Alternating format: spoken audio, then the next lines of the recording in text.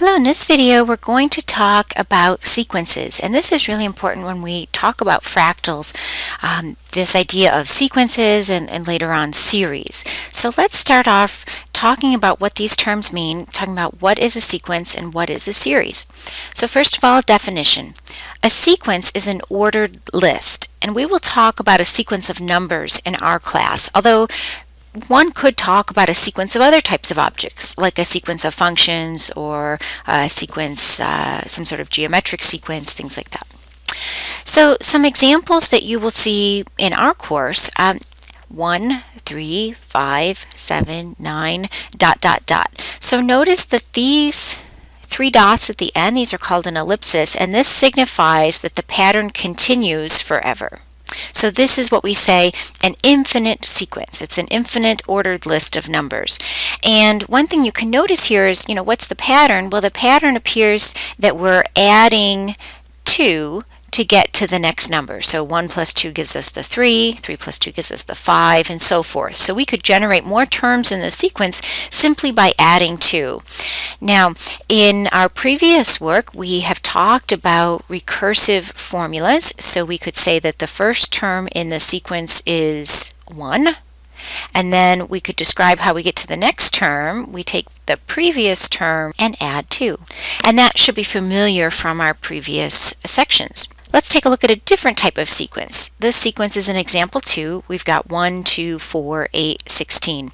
So in this case, it's like we're multiplying by 2 each time. And when we're multiplying by a common number each time, we call that our R value. In this case, R would be 2 because we're multiplying by 2 each time. Again, this is an infinite sequence. It continues forever.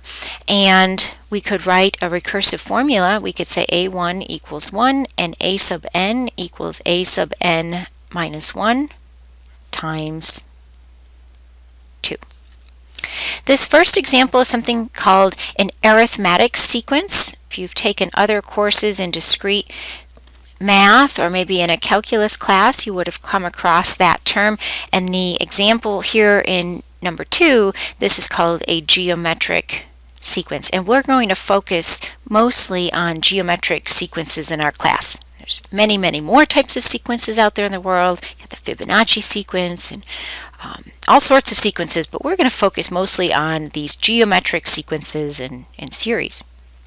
Okay. So let's talk about what is a series. A series is a sum, and that's really important that you distinguish that a series is really a sum.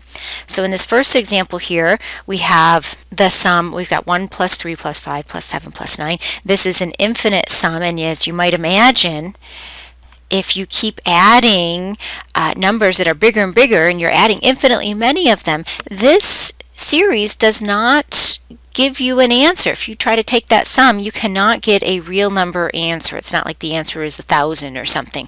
And so what we say here is we say that this series does not converge, meaning it does not converge to a real number answer. And I'll leave this to your calculus teachers to really dive into that concept in greater detail. We'll hit the highlights of what we'll need for our course here. In example 2, this is a finite series, and the reason it's finite is because there's no ellipsis, there's no 3 little dots at the end here. So this is just the sum of these 3 numbers. We could add those up and say that the answer is 9. In example 3, we have what's called a geometric series. It's geometric because look at the terms. There is a common ratio between all of these terms, and that common ratio is 2. It is infinite, and again, it's this idea that you're adding up infinitely many numbers. They're getting bigger as you add them, so this thing doesn't give you a real number answer like 1,000. It just keeps getting bigger and bigger. The sum explodes to infinity. We say this does not converge to a real number answer. So these geometric sequences and series are so important. They get their own definition, and we're going to work with them in a little bit more detail here. So a geometric sequence is an ordered list of numbers with a common ratio called R. A geometric series is a sum of terms in a geometric sequence. Okay, so let's look at an example. These turn out to be really important. So let's look at a geometric sequence.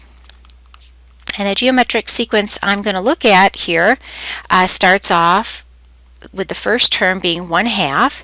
The next term is going to be 1/4, 1/8, 1/16, etc. And we can see that this is a geometric sequence because to get from one term to the next, the common ratio here is 1/2. Right? If I take 1/2 times 1/2 gives me 1/4. Same thing here. 1/4 times 1/2 gives me 1/8, and so on. So we could write a formula for the geometric sequence and say A1 equals 1/2 and A sub n equals 1/2 times A sub n minus 1. So now let's talk about a geometric series. So we could work with these same terms. We've got 1/2 plus 1/4 plus 1/8 plus 1/16, etc.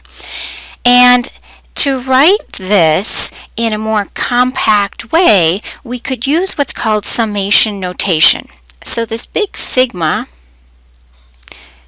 this is the symbol sigma, and this big sigma means to take a sum. Okay?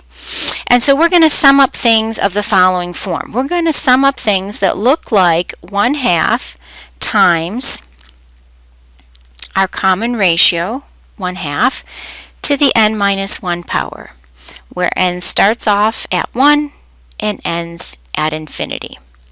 So how does this look? Well, when n equals 1, what do we have?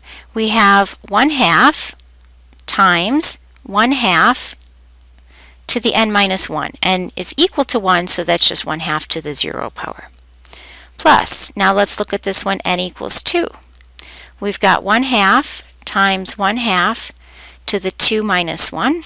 Next term, 1/2 times 1/2 to the 3 minus 1 plus dot dot dot.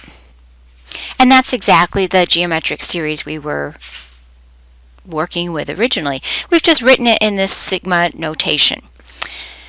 Okay, so one of the things we want to talk about is when does a geometric series converge? Okay, and what we mean by converge, when does it add up to a real number answer? Okay, and so here's the short answer of this. I'm not going to prove this in this class. This is a good proof to do in a calculus class. But if you have a geometric series and it looks like n equals 1 to infinity, your initial term, a, times the common ratio r to the n minus 1, so that looks like a plus ar squared plus dot dot dot, this equals a over 1 minus r when the absolute value of r is less than 1, and we say it does not converge when the absolute value of r is greater than or equal to 1. As I said, I'm not going to prove that here, but I certainly would like to do an example, because I think one thing that seems a little mysterious is how could you possibly add up infinitely many things and have it be equal to some real number answer? I mean, that seems a little bit suspicious.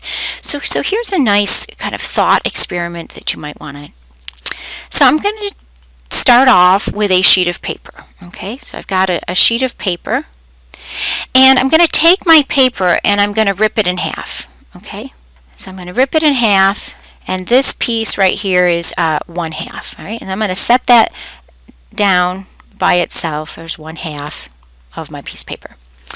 And then of the remaining piece, the remaining half here, I'm going to take that piece and I'm going to rip that piece in half. All right, and so now I'm looking at that little piece, and that is 1/4 of the original piece of paper. All right, so let's write down 1/4. And this is a little bit smaller. And now let's take our remaining sheet of paper, which is right here, and let's take that piece of paper and let's rip that in half. And when we do that, we have a piece that's 1/8. So it's a little tiny piece, 1/8. Okay, and we keep repeating this process. So now if I rip in half again, I'm down to a smaller piece, and that's a 1/16. And I keep on doing this, okay? So we're going to say etc. Well, the mathematical way of saying etc. is with the ellipses, so dot, dot, dot. And I'm going to add up all these pieces, these little tiny pieces. If I kept going forever, eventually I'd be able to take all those little pieces that I've ripped up and put them back together like a jigsaw puzzle, and they would equal 1, the original one sheet of paper. So intuitively we could convince ourselves that there is an infinite sum that could converge to a real number answer. And now let's look at that through the geometric series test. So this series up here looks like the sum as n equals 1 to infinity. 1/2 is our first term, and then the common ratio is 1/2. Okay, and let's see, since the absolute value of r is strictly less than 1, we say that the series converges. And what does it converge to? It converges to a over 1 minus r, which in this case a is 1/2. 1 minus r is 1 minus 1/2. And if we work through those calculations, in the numerator we have 1/2, in the denominator we have 1/2, and that equals